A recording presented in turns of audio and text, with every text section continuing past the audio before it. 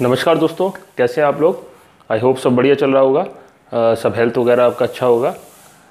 दोस्तों, मुझे बहुत जान के अच्छा लगा कि मेरा एक वीडियो HSN जिस पे मैंने बनाया था HSN और SSC के ऊपर, वो काफ़ी पसंद करा गया है और काफ़ी अच्छे कमेंट्स भी उस पर आए हैं।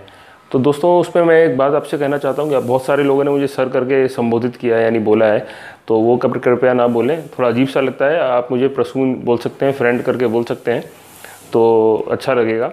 सर बोलना थोड़ा अजीब सा हो जाता है, ज़्यादा ही कोई रिस्पॉन्सिबिलिटी फीलिंग आती है।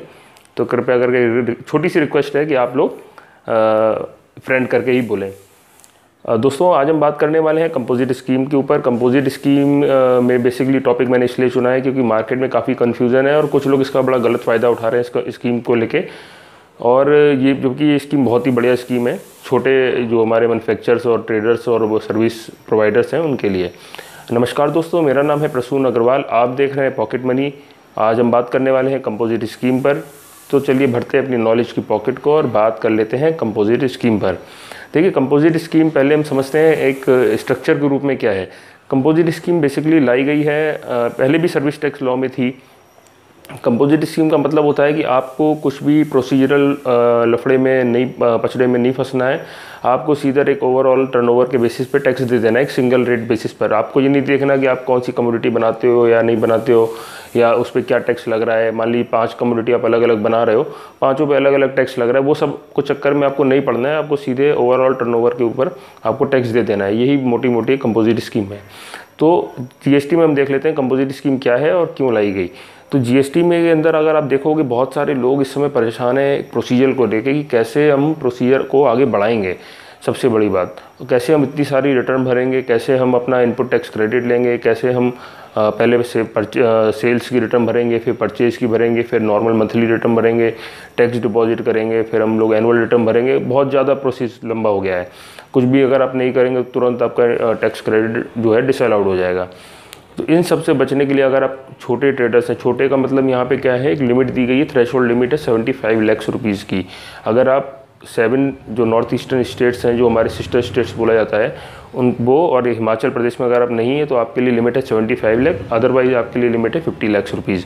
तो अगर आप इस लिमिट में आते हैं और आप एक ट्रेडर हैं, मैन्युफैक्चरर, सर्विस प्रोवाइडर हैं, तो आप जो है एक कंपोजिट स्कीम को ऑप्ट कर सकते हैं। इसका सबसे बड़ा फ़ायदा एक सिंपल है, आपको इसमें ज़्यादा दिमाग लगाने की ज़रूरत नहीं है। आपके टोटल टर्नओवर के ऊपर आपको एक टैक्स दे देना है जो रेट आपके ऊपर एप्लीकेबल होगा, और आपको क्वार्टरली देना है। मंथली का भी झंझट नहीं है, क्वार्टरली आपको जमा करना है। तो सबसे बड़ी बात है, आप सारे प्रोसीजर से फ्री हो जाओगे। बहुत ज़्यादा जो 37 रिटर्न बोल रहे हैं, 3 मंथली रिटर्न और 1 एनुअल रिटर्न, 37 रिटर्न की जगह आपको केवल ओवरऑल जो है 4 रिटर्न भरनी पड़ेंगी। 5 रिटर्न आपको भरनी पड़ेंगी। 4 आपकी होंगी क्वार्टरली रिटर्न, ठीक है ना, और आपका 1 रहेगा एनुअल रिटर्न। तो यही सब आपको केवल भरना रहेगा, बाकी सब आप फ्री हो जाओगे, ठीक है ना। तो अभी हम बात कर लेते हैं पहले। अब हम तो आपने समझ लिया कंपोजिट स्कीम क्या है, कैसे काम करेगी। रेट्स ऑफ कंपोजिट स्कीम, सबसे पहला आप क्वेश्चन आ गया होगा आपके माइंड में कि हमारे ऊपर क्या रेट। बहुत बढ़िया स्कीम है, हमें कुछ भी रिटर्न नहीं भरना है, लेकिन इसके ऊपर क्या रेट लगने वाला है। तो रेट्स में क्या है, मैन्युफैक्चरिंग के केस में अगर आप कुछ स्पेसिफाइड आइटम्स, अगर आप वो आइटम्स डिसअलाउड है कंपोजिट स्कीम में, यानी उनके ऊपर कंपोजिट स्कीम आप नहीं ले सकते। वो कौन कौन से आइटम है, पान मसाला, टोबैको और आइसक्रीम अगर आप बनाते हो, तो उन केसेस में आपको कंपोजिट स्कीम का ऑप्शन नहीं मिलेगा, ठीक है। तो मैन्युफैक्चरर को कितना देना है, 2% केवल आपके टर्नओवर पे देना है। 2% आप दे दीजिए। आपको कोई भी मंथली रिटर्न नहीं भरनी है, कोई भी झंझट नहीं करनी कि आप कौन सा प्रोडक्ट बनाते हो, उस पर 18% लग रहा है, 28% लग रहा है, 12% लग रहा है या 5% लग रहा है। कुछ भी नहीं देखना, आपको केवल 2% भरना है। इसमें 2% का ब्रेकअप क्या होगा, 1% CGST एंड 1% SGST, ठीक है ना दोस्तों। ऐसी ट्रेडर के केस में ये हो जा रहा है 1%, आधा परसेंट, 0.5% CGST, 0.5% SGST, यानी 1%। और सर्विस प्रोवाइडर के केस में थोड़ा सा टेक्निकल है। सर्विस प्रोवाइडर में केवल रेस्टोरेंट सर्विस, यानी रेस्टोरेंट सर्विस जिसे हम बोलते हैं, जहाँ पे हम लोग खाते हैं रेस्टोरेंट में जाके नॉर्मल, और रेस्टोरेंट सर्विस जो है आपकी, वही एक एप्लीकेबल सर्विस है, वरना कोई भी सर्विस इसमें कवर नहीं है। अगर आप रेस्टोरेंट सर्विस देते हो तो आपको इसका फ़ायदा मिलेगा। उस केस में आपको 5% टैक्स देना है, 2.5% आपको देना है CGST और 2.5% देना है SGST, ठीक है दोस्तों।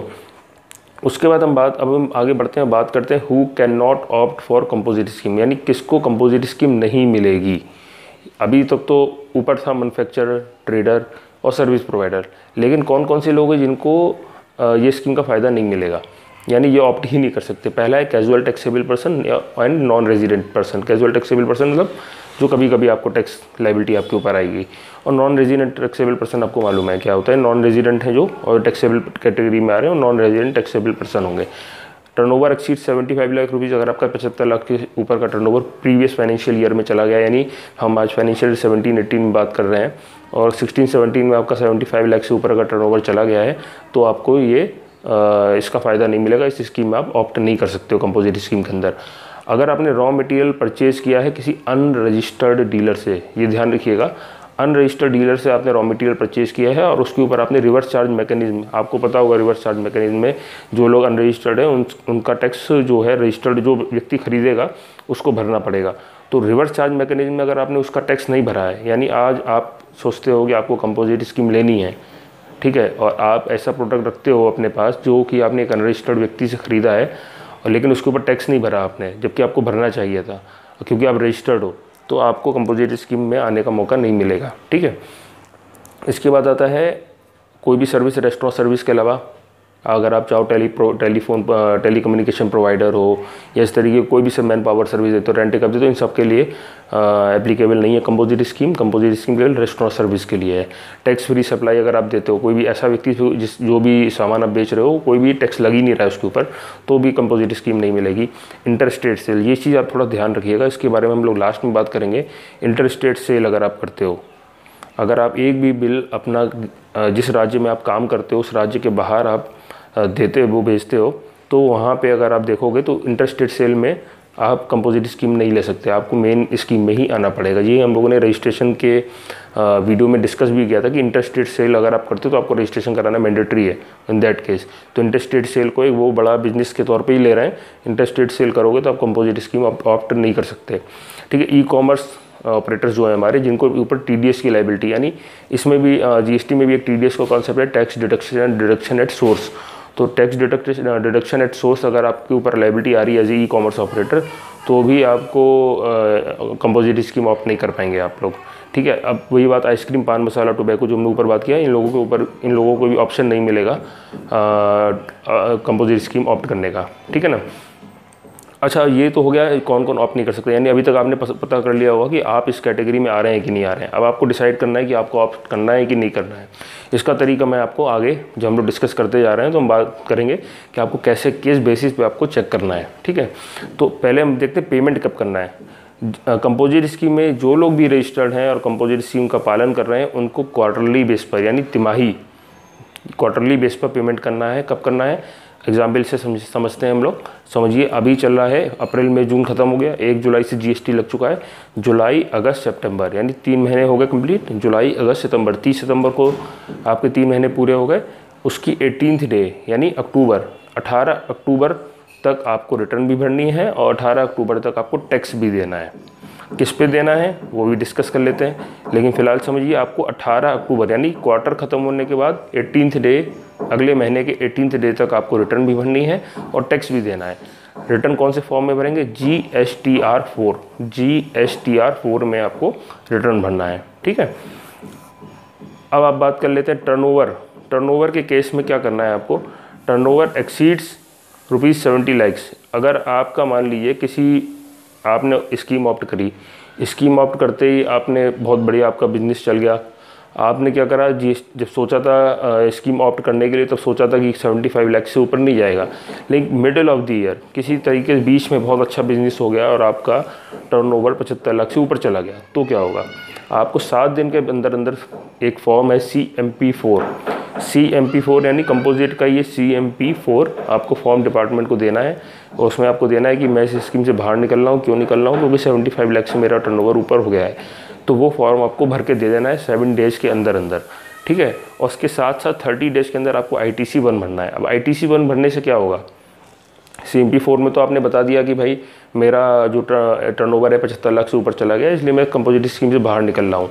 पर ITC1 क्या बोलेगा, ITC1 है आपका इनपुट टैक्स क्रेडिट, यानी जिस दिन आपका 75 लाख से ऊपर टर्नओवर गया था उस दिन में, मतलब जिस दिन मान लीजिए आज 30 सितंबर वाले दिन आपका 75 लाख से ऊपर चला गया, यानी 29 तारीख की रात में 12 बजे तक जो भी सामान आपके पास पड़ा था, जो भी raw material, unfinished goods, finished goods, WIP यानी वर्क इन प्रोग्रेस, आधा बना हुआ माल जिसे हम लोग बोलते हैं, ये सब पड़ा हुआ था, तो उन सब का आपको इनपुट टैक्स क्रेडिट अलाउड हो जाएगा। तो आपको उसका कैलकुलेट करना पड़ेगा कि उस पर इनपुट टैक्स क्रेडिट कितना पड़ा है, ठीक है। तो उसको आपको ITC 1 फॉर्म में 30 दिन के अंदर भर के आपको जमा करना है। बेसिकली अभी तो सब अपलोड करना है आपको ऑनलाइन, कहीं भी डिपार्टमेंट नहीं जाना है, तो वो आपको क्रेडिट अलाउड होगा, ठीक है ना। अब टर्नओवर हम लोग कैसे कैलकुलेट करेंगे, अभी तक हमने क्या समझा, एक बार रिवाइज करते हैं फटाक से कि कंपोजिट स्कीम क्या है, किस पे लगेगी, कितना टर्नओवर है, 75 लाख का टर्नओवर है, और 50 लाख से जो हमारे सिलेक्टिव स्टेट्स है, 8 नॉर्थ ईस्टर्न स्टेट्स हमारे, और प्लस एक हमारा हिमाचल प्रदेश, इन सब में अगर हम करते हैं तो 50 लाख से ये लिमिट काउंट होगी। कंपोजिट स्कीम की रेट्स क्या क्या है, मैन्युफैक्चर की कैटेगरी में 2% है, आधा 1% दोनों, CGST SGST, ट्रेडर के केस में 1% है, और रेस्टोरेंट सर्विस के केस में हमारा है 5%, ठीक है ना। तो अब इसके बाद हमने क्या करा, कौन कौन ऑप्ट नहीं कर सकता, casual taxable person, non resident taxable person, turnover जिसका 75 लाख से ज़्यादा होगा प्रीवियस फाइनेंशियल ईयर में, और रॉ मटेरियल परचेज किया होगा किसी अनरजिस्टर्ड डीलर से और उसने रिवर्स चार्ज में पेमेंट नहीं किया है, रिवर्स चार्ज में जो उसकी लायबिलिटी बन रही पेमेंट नहीं किया है, कोई भी ऐसी कोई भी और रेस्टोरेंट सर्विस के अलावा अगर और कोई सर्विस में आ रहा है तो भी ऑप्ट नहीं कर सकता है, आइसक्रीम, पान मसाला, टोबैको वाला ऑप्ट नहीं कर सकता है, टैक्स फ्री सप्लाई अगर करते हो तो नहीं होगा, इंटरस्टेट सेल करते हो तो भी आप कंपोजिट स्कीम में नहीं आ सकते हो, ई-कॉमर्स ऑपरेटर हो और आप पे TDS की लायबिलिटी यानी आपको टैक्स डिडक्शन एट सोर्स करना है तो आप कंपोजिट स्कीम में नहीं आ सकते हो। पेमेंट हमें कब करनी है, 18 तारीख को, क्वार्टर खत्म हो जाने के बाद अगले महीने की 18 तारीख को, यानी जुलाई से सितंबर के केस में 18 अक्टूबर तक आपको पेमेंट करनी है, और साथ में रिटर्न भी भरनी है, GSTR 4 में आपको रिटर्न भरनी है। अगर महीने के बीच में, साल के बीच में अगर आपका 75 लाख से ऊपर का टर्नओवर चला जाएगा तो क्या करना है हमें, तो हमें क्या करना है, हमें CMP 4 भर के डिपार्टमेंट को 7 डेज़ के अंदर दे देना है, ताकि उन्हें पता लग जाए कि आपका टर्नओवर आपका एक्सीड हो गया 75 लाख से ज़्यादा और आप ऑप्ट करते हो बाहर निकलने के लिए इस कंपोजिट स्कीम से, और आपको 30 डेज़ के अंदर ITC 1 फॉर्म बनना है, ताकि आपको जो आपका रॉ मटेरियल पड़ा हुआ है, unfinished goods, finished good, WIP का, वो आपको क्रेडिट मिल सके, उसका इनपुट टैक्स क्रेडिट मिल सके। अब दोस्तों बात कर लेते हैं कि टर्नओवर हम कैसे काउंट करेंगे।